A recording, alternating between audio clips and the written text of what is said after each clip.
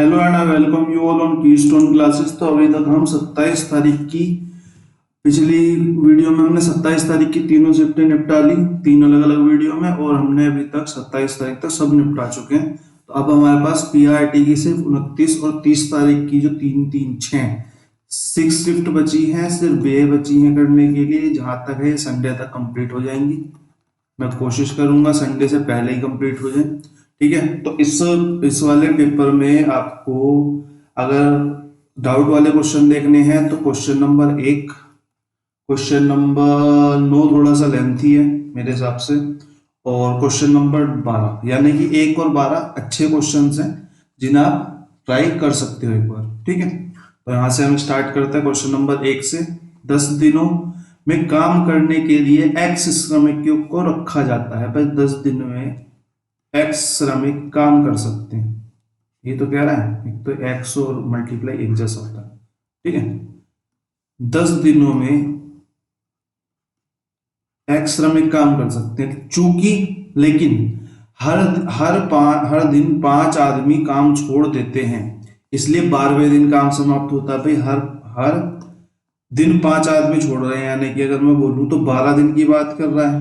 और 12 दिन में क्या हो रहा है कि पहले दिन एक्स काम कर रहा है, दूसरे दिन एक्स माइनस 5 काम कर रहे हैं, तीसरे दिन एक्स माइनस 10 काम कर रहे हैं।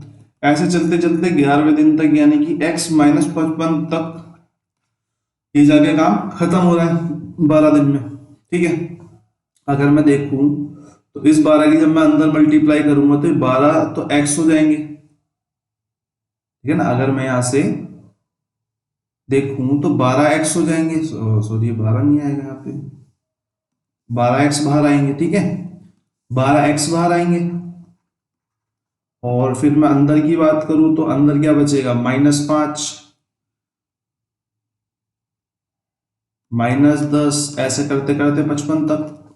अगर मैं यहां से भी -5 को बाहर ले लूं तो ये बनेगा 12 एक्स -5, और अंदर के अंदर 1 + 2, ये 11 तक। इसका मैं निकाल सकता हूं, इसका मैं टोटल निकाल सकता हूं, इस पूरी टर्म्स का 1/2 n+1 और n+2n+1/6 करके। ठीक है, उससे हम यहाँ का टोटल निकाल लेते हैं, या फिर हम इसका एवरेज निकाल के टोटल निकाल लेते हैं। तो मैं इसको बोल सकता हूं कि 12x माइनस में 5, अगर मैं इसके एवरेज की बात करूं तो 11 और 1 12, 12 बटे में 2 यानी कि 6 यहां से निकल के आ गया, 6 × 30। और कितनी टर्म्स है टोटल, 11, ये मेरा टोटल निकल के आएगा। भाई उनका माध्य मल्टीप्लाई में 11। ठीक है, तो यहां से मेरे को क्या मिला, 12x माइनस में 6 × 30 330 बराबर में किसके है मेरे, 10x के। तो अगर मैं इस 10x को इधर लेकर चला जाऊं, 330 को इधर लेकर चला जाऊं, तो 330 बराबर में 2x के। तो यहां से मैं कह सकता हूं कि x कितने के बराबर हो गया, x मेरा हो गया 165 के बराबर। इसी x की वैल्यू हमसे पूछी थी, इसी x की वैल्यू हमसे पूछी थी कि शुरुआत में कितने श्रमिक लगे, x श्रमिक लगे। हमारे हिसाब से x की वैल्यू 165 है, तो यही हमारे हिसाब से आंसर हो गया। ठीक है, अगले क्वेश्चन की तरफ को चलते हैं, फटाफट से कंप्लीट करते हैं इस पेपर को। तो अगला क्वेश्चन हमारा क्या कह रहा है, S त्रिज्या और R इकाई, यदि S त्रिज्या R और ऊंचाई h इकाई वाले बेलन का वक्र पृष्ठ क्षेत्रफल है। भाई वक्र पृष्ठ क्षेत्रफल क्या होता है बेलन का, 2πr(h). अब इसमें r तो r है, h h है। ठीक है, तो उसने पूछा कि s अपॉन में पाई क्या होगा। भाई ये तो s हो गया ना, अगर मैं s अपॉन में पाई की बात करूं तो ये 2πr(h) और पाई का पाई हो जाएगा। अब पाई से पाई कैंसिल हो जाएगा, तो ये कितना आ जाएगा, 2rh अपॉन में 1, यानी कि हमारा answer number option number C यहाँ पे राइट आंसर हो जाएगा। अगले क्वेश्चन की तरफ को चलते हैं फटाफट से। 180 मीटर 160 मीटर लंबी दो रेलगाड़ियां 72 किलोमीटर और 54 किलोमीटर प्रति घंटा की गति से समांतर पटरियों पर विपरीत दिशाओं में चल रही हैं। हमने देखा कि विपरीत दिशा में चल रही है। भाई 180 मीटर की ये चल रही है और 160 मीटर की ये चल रही है, 72 किलोमीटर प्रति घंटे की स्पीड से ये चल रही है और 54 किलोमीटर प्रति घंटे की स्पीड से ये चल रही है। हमें पता है कि डिस्टेंस तो हमेशा प्लस ही होगा, वे एक दूसरे को कितने समय में पार करेंगी, यानी कि डिस्टेंस तो इनका हो गया 340 मीटर। ठीक है, और अगर ये विपरीत दिशा में चल रही है तो इनकी स्पीड भी प्लस होगी। स्पीड इनकी कितनी हो जाएगी, 7 और 5 12, 126 किलोमीटर प्रति घंटा। लेकिन यहाँ पे तो सब सेकंड दे रखा है, तो मैं इसको मैं उसमें चेंज कर लेता हूँ, किसमें, किलोमीटर प्रति घंटा को मीटर प्रति सेकंड में चेंज कर लेता हूँ, 126। तो मैं अगर मीटर प्रति सेकंड में चेंज करूँ तो 5/18, 6 दूनी 12, 6 एकम 6, 6 तिया 18, 3 सत्ते 21, यानी कि 21 मीटर पर सेकंड। ठीक है, 21 मीटर प्रति सेकंड अगर ये ट्रेवल कर रही है तो 340 मीटर को कितनी देर में पार कर लेंगी, यही तो क्वेश्चन है। ठीक है, यही क्वेश्चन है, तो काट लेते हैं इसको, इससे काट सकते हैं, ये किसी से कटेगा तो है नहीं, तो सॉरी कुछ गड़बड़ हुई है। 12, 126, 5/18, 7 पंजे 35, सॉरी ये 35 मीटर प्रति सेकंड है। ठीक है, ये 35 है, तो ये 35 है, तो ये अब कट जाएगा। मैं 5 से काट दूं, 5 दूनी 10, 5 सत्ते 35, 34, 4 दूनी 8, 3 दूनी 6/7, 7 नीम 63, कितना बचा 5।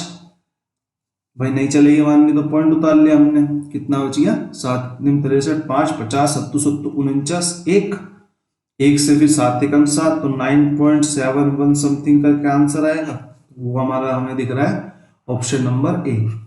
ऑप्शन नंबर ए हमारा यहाँ पे करेक्ट आंसर हो जाएगा। क्वेश्चन नंबर 3 की तरफ 4 की तरफ को चलते हैं। एक रेलगाड़ी 72 किलोमीटर प्रति घंटे की चाल से चलते हुए 8.5 सेकंड में एक टेलीग्राफ के खंबे से गुजरती है। भाई ये खंबा है, अगर इससे कोई रेलगाड़ी निकलेगी सबसे पहले वो इसको टच करेगी, और जब इसे पूरी की पूरी गुजर जाएगी, यानी कि अपनी पूरी लेंथ को वो आगे लेके चली जाएगी। यानी कि अगर मैं खंबे को पार करने की बात करूं तो खंबे को पार करने में रेलगाड़ी अपनी जितनी उसकी लंबाई होती है उसी दूरी को ट्रेवल करती है। ठीक है, तो इससे हमें रेलगाड़ी की लंबाई ही निकल के आती है, तो रेलगाड़ी की लंबाई याद कीजिए।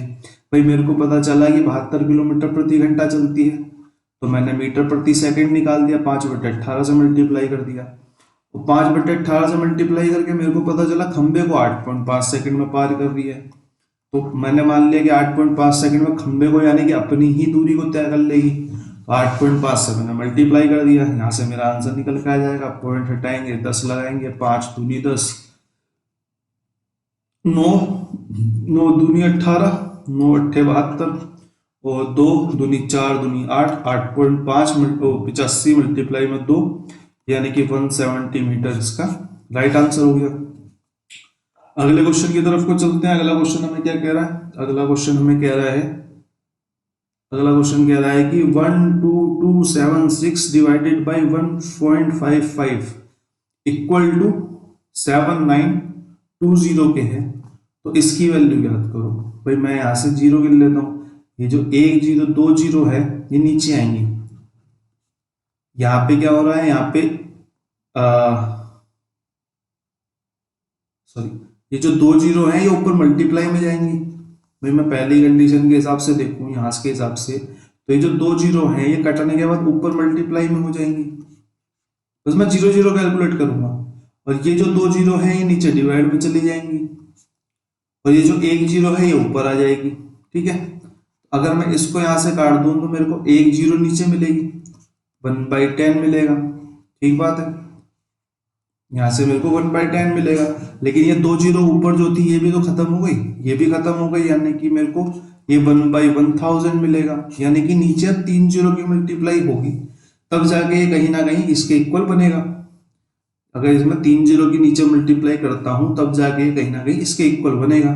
तो 3 0 की मल्टीप्लाई करने का क्या मतलब है कि आंसर में मैं 3 0 की मल्टीप्लाई कर रहा हूं, यानी कि 7920 की मल्टीप्लाई में 1000 से कर रहा हूं, तो यहाँ से मेरे को पॉइंट लगाना पड़ेगा, यहाँ पे पॉइंट लगेगा, यानी कि 7.920 मेरा यहाँ पे आंसर आ जाएगा। थोड़ी क्विक अप्रोच है, अगर आपको नहीं करनी तो आप सीधा सीधा इसको लिख के फिर पॉइंटों को हटा के देख सकते हो, वहां से भी आपका हो जाएगा। ठीक है, अगले क्वेश्चन की तरफ को चलते हैं।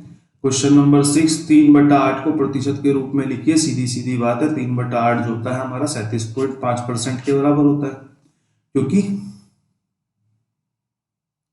ठीक है ना, क्योंकि 1/8 कितने के बराबर होता है हमारा 12.5 के, तो 12.5 मल्टीप्लाई में 3 कितने के हो गया भाई, 1/8 हमारा कितने को होता है 12.5% के, और 12.5% यानी कि अगर मैं इसको 3 गुना कर रहा हूं तो मैं इसको भी 3 गुना करूंगा, तो ये मेरा 37.5% के बराबर हो जाएगा। ठीक है, सीधा मुंह जबानी का क्वेश्चन। क्वेश्चन नंबर 7 की तरफ को चलते हैं। कीर्ति ने अंकित मूल्य पर 25% की छूट के साथ एक घड़ी खरीदी। ठीक है, कीर्ति ने अंकित मूल्य पर 25% की छूट के साथ एक घड़ी खरीद ली। वह इसे 550 रुपए में बेचकर 10% का लाभ अर्जित करती है। भाई मेरे को घड़ी मैंने कोई खरीदी, मुझे नहीं पता भी, मुझे कोई मतलब ही नहीं उससे। 550 रुपए में खरीदी और 550 रुपए में मैंने घड़ी खरीद के बेची थी, मेरे को 10% का लाभ हो गया, यानी कि ये जो 550 है वो 110 की वैल्यू है। भाई 110 ही तो 550 के बराबर है, क्योंकि 100 प्लस में 10% का लाभ हुआ मुझे, तो अगर मैं 100% की बात करूं तो 500 हो जाएगा। ठीक है, ऐसे कर लेते हैं, अगर मेरा 100% की बात करूं तो वो 500 हो जाएगा, 500 हो जाएगा। अब ये जो 500 रुपए है, जब खरीदी थी मैंने तो ये 75% के बराबर थे, क्योंकि 100 में से 25% की छूट मिली थी, यानी कि 75% के बराबर 500 थे। अंकित मूल्य यानी कि 100% की बात कर रहा है यहाँ पे, 100% की बात कर रहा है, यानी कि 75 अगर 500 के बराबर है तो 100 66.67% के बराबर हो जाएंगे। या फिर आप दूसरे तरीके से एक बार ऐसे देख सकते हो कि 550 में खरीदी, वो यहाँ के हिसाब से 110 के बराबर है, तो 100 कितने के बराबर है।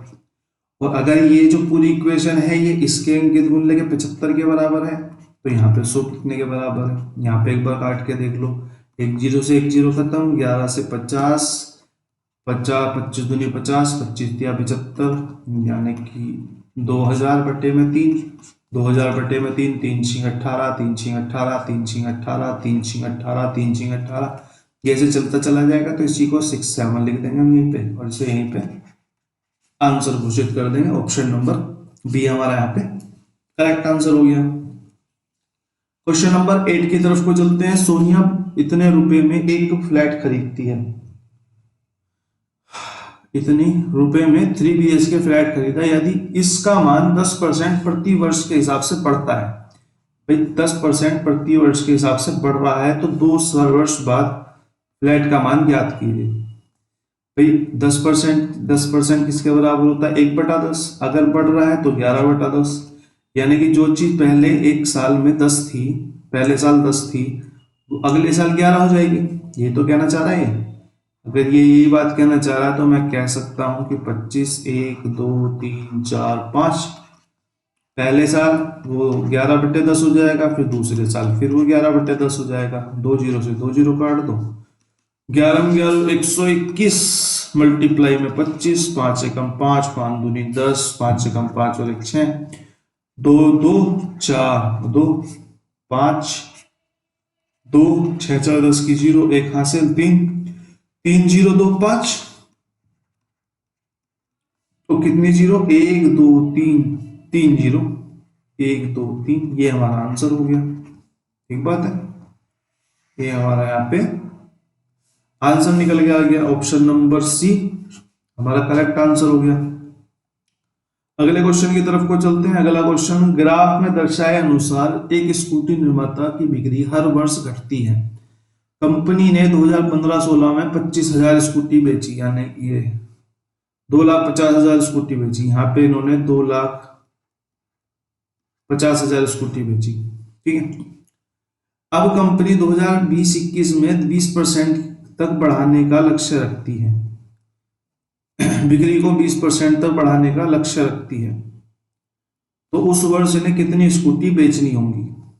भाई ठीक है, लेकिन ये हर वर्ष घटती भी तो जा रही है, तो पहले तो ये 25,000, मैं इसको नीचे करता हूँ, नीचे भी जगह नहीं है ठीक से, तो पहले यहाँ तो ये 2,50,000 बेच दी इसने, लेकिन क्या हुआ इस साल में जो है, इस साल में कुछ घटा कमी आई, 16% की कमी आई, तो ये 84/100 के बराबर हो गई।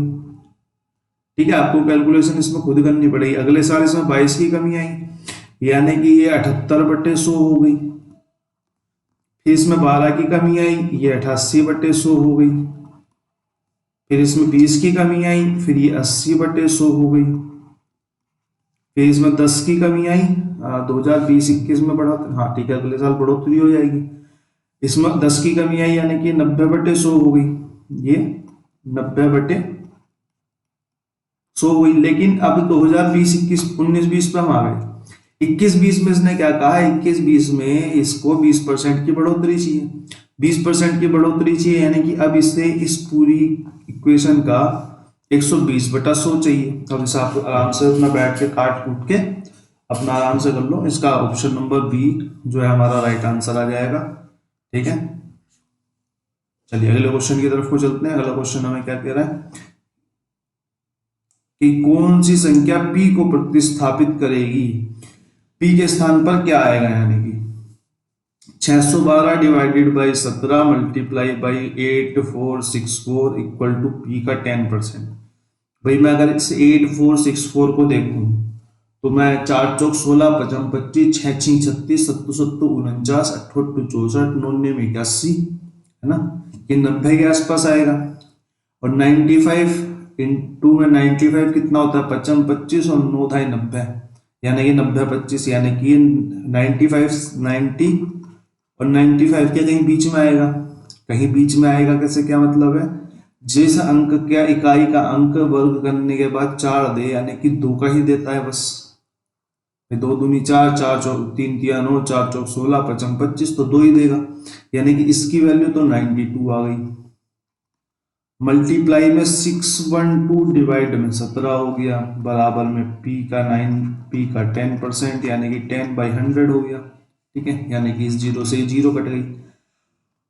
अब अगर मैं इसको काटूं तो 17 दूनी 34, 17 तिया 51 और 6 सत्ते 42, 36 आ गया, यानी कि 92 मल्टीप्लाई में 36 मल्टीप्लाई में 10, ये 10 की मल्टीप्लाई इधर क्रॉस होकर इधर हो जाएगी, बराबर p के हो गया। तो अगर मैं 92 और 36 की मल्टीप्लाई करके उसमें 10 की मल्टीप्लाई कर दूं, मेरा आंसर आ जाएगा 6 दूनी 12 का 2, एक हासिल 9 6 54, 54 और 6 60 और 1 61 का 1 लगा, 6 हासिल 9 27 30 और 3 33, 33 12, यानी कि p बराबर किसके आ गया 33 12, इन दोनों की मल्टीप्लाई में 10, यानी कि ये 0, हमारा ये आंसर आ गया। ऑप्शन नंबर बी हमारा यहाँ पे एकदम करेक्ट आंसर हो गया।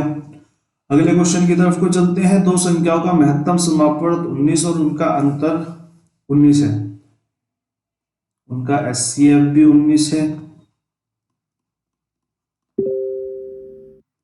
एचसीएफ भी 19 है, और उनका जो डिफरेंस है x माइनस वाई मान लेता हूं मैं, वो भी 19 है। तो निम्नलिखित में से कौन सी संख्याएं हो सकती हैं? भाई एक तो मेरे को डिफरेंस 19 चाहिए, तो ये वाली संख्या तो नहीं हो सकती, ये वाली हो सकती है, लेकिन ये 19 से नहीं कटने वाली 160। और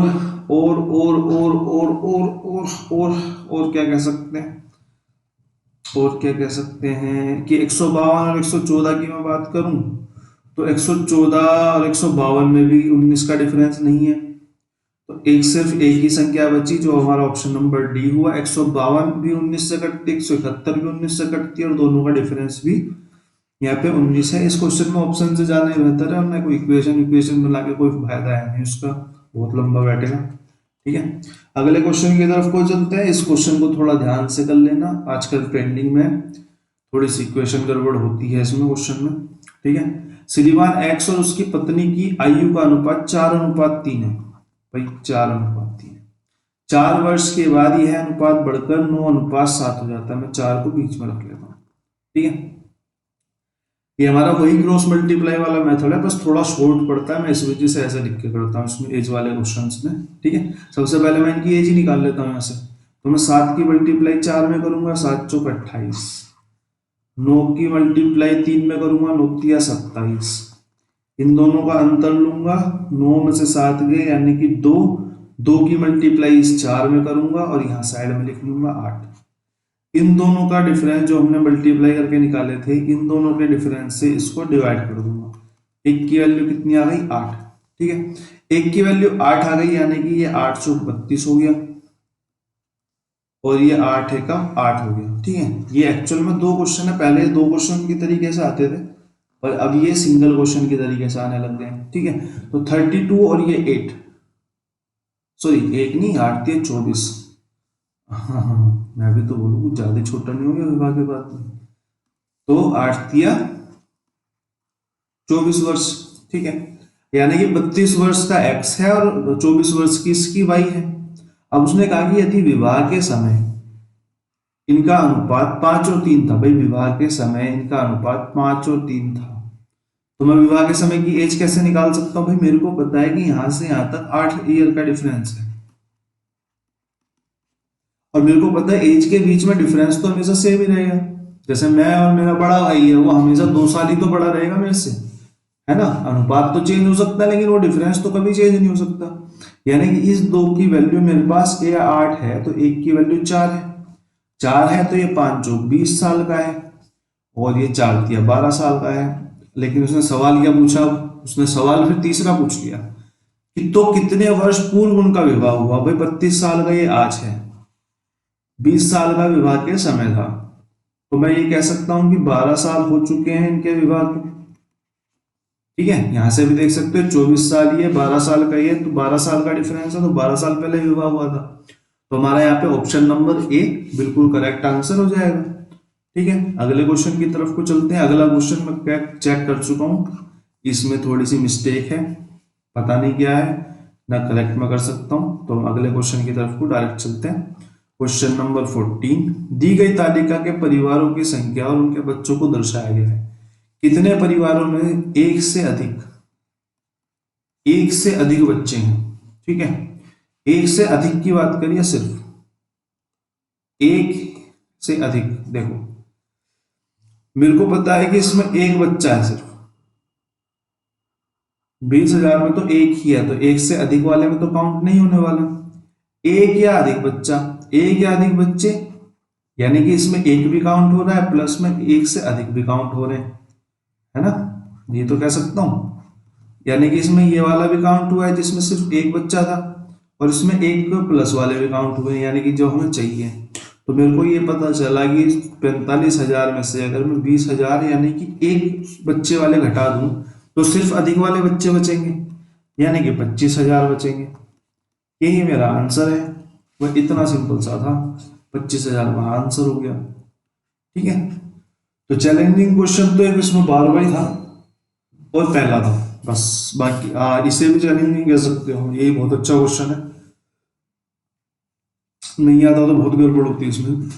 12 सेंटीमीटर त्रिज्या वाले एक लकड़ी के एक ठोस गोले, 11 सेंटीमीटर ऊंचाई वाले एक शंकु जिसका आधार 16 सेंटीमीटर व्यास है तराशा गया।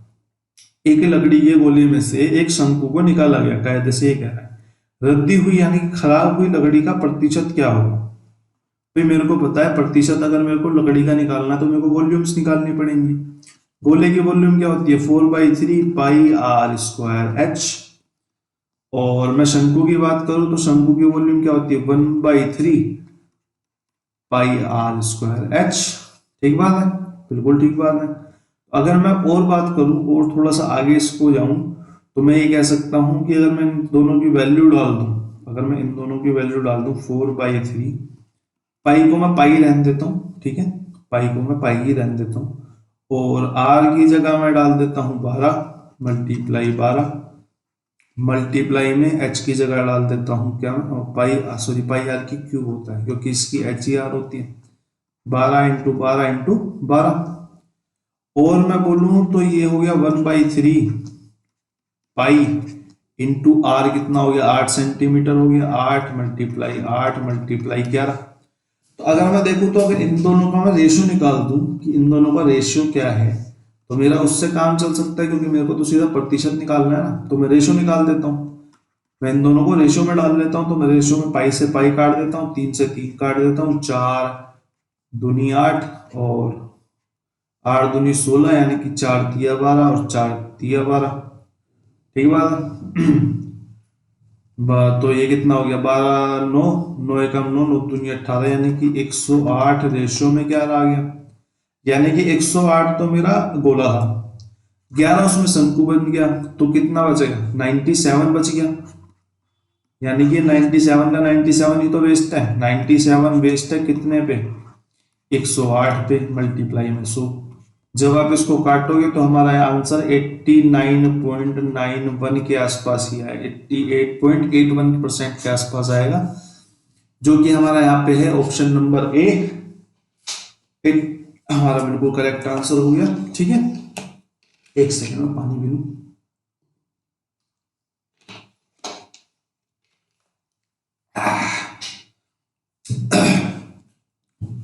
सोलह क्वेश्चन की तरफ को चलते हैं। 16 क्वेश्चन हमें क्या कह रहा है, जून में अमित ने पेट्रोल बिल पर 1200 रुपए खर्च किए। ठीक है, जुलाई में पेट्रोल के मूल्य में 15% की बढ़ोतरी हो गई, मुझे 1200 रुपए से भी कोई मतलब नहीं है। मेरे को पता चला कि जून से जुलाई में 15% की बढ़ोतरी हुई, यानी कि 100 की चीज जो है अब उसको 115 में मिल रही होगी, और उसकी खपत में 15% ही कमी हो गई, 15% की कमी हो गई बिल्कुल। जब मैं पहले 100 खपत कर रहा था, अब मैं सिर्फ 85 कर पा रहा हूँ। तो जुलाई में पेट्रोल का बिल क्या होगा भाई, मैं पेट्रोल का बिल निकालने से पहले जरा इनके 5-5 काट लेता हूँ, 25 चौका 100, इसको मैं बोलूँ तो पहले 400 खर्च कर रहा था, इसको मैं बोलूँ तो 5 दूनी 10, 5 तिया 15, 5 एकम 5, 5 सत्ते 35, और 17 इंटू 23 मेरे होते हैं लगभग 300, हाँ 391। जो पहले मैं 400 खर्च कर रहा था वो मैं 391 खर्च कर रहा हूँ भाई। इस 400 की वैल्यू ही तो मेरे को 1200 दे रखी थी, तो 400 का 3 गुना मैं खर्च कर रहा था, तो मैं 391 का 3 गुना यहाँ पे खर्च कर रहा हूँ, तो मल्टीप्लाई 3 कर देता हूँ, 1173 रुपीज हमारा यहाँ पे आंसर हो जाएगा। ठीक है, समझ पाए होंगे आप। ठीक है, अगले क्वेश्चन की तरफ को चलते हैं। अगला क्वेश्चन हमें क्या कह रहा है, निम्नलिखित ग्राफ कुछ सेल फोन कंपनियों के लिए जुड़े नए उपभोक्ता व छोड़े गए उपभोक्ताओं को दर्शाता है। यदि कंपनी सी में नए उपभोक्ता जो जुड़े वो 54,000 है, मैं यहीं पे सॉल्व कराता हूँ इसको। ठीक है, तो कंपनी ए में जुड़े, भाई मेरे को पता है कि 54,000 कंपनी सी में जुड़ेगी, भाई यही तो सी होगी, नीचे देख लेते हैं कुछ गड़बड़ तो नहीं, सी। ठीक है, तो नए जो जुड़े मेरे हिसाब से वो 18% है, इसके हिसाब से 54 है। उसने कहा कि ए में कितने जुड़े होंगे, तो ए की वैल्यू 30 होनी चाहिए, कायदा तो यही कहता है। तो 18 तिया 54, तो 3 तिया 9, तो ये हो गया कितना, 9 1 0 1 2 3 0, यानी कि इसमें 54,000 जुड़े तो इसमें 90,000 जुड़े, तो हमारा आंसर यहाँ पे क्या हो जाएगा, ए से नए ग्राहक जुड़े 90,000। ठीक है, अगले क्वेश्चन की तरफ को चलते हैं। 5 मित्रों की औसत लंबाई 158 सेंटीमीटर है। ये इस तरीके का क्वेश्चन पहले भी आ चुका है, मैंने बोला था ये जो 158 दिया है इसी से देख लो कि जो बाकी की लंबाई है वो प्लस में कितनी है माइनस में कितनी। जैसे कि मेरे को दिख रहा है कि माइनस में 4 सेंटीमीटर है, मेरे को 162 में दिखाई दिया है कि प्लस में 4 सेंटीमीटर है, मेरे को 160 में दिखाई दिया है कि 158 से 2 सेंटीमीटर ज्यादा है, और मेरे को 152 में दिखाई दिया कि ये 158 से 6 सेंटीमीटर कम है। तो मैं प्लस माइनस को आपस में काट देता हूं, इसको इससे काटूंगा तो मेरे को पता चलेगा ऑन एन एवरेज जो एवरेज हमारे पास है उससे 4 सेंटीमीटर हमारी कम है, यानी कि पांचवा बंदा जो है एक्चुअल में 158 से लंबा होना चाहिए। भाई एवरेज से लंबा होना चाहिए, कितना लंबा होना चाहिए, जब 4 सेंटीमीटर लंबा होगा तभी तो इस -4 को काट पाएगा। तो 158 प्लस में 4 यानी कि 162 सेंटीमीटर हमारा यहाँ पे आंसर हो जाएगा। ठीक है, आई होप कि आप समझ पाए होंगे। बिल्कुल, एक सेकंड देना बस।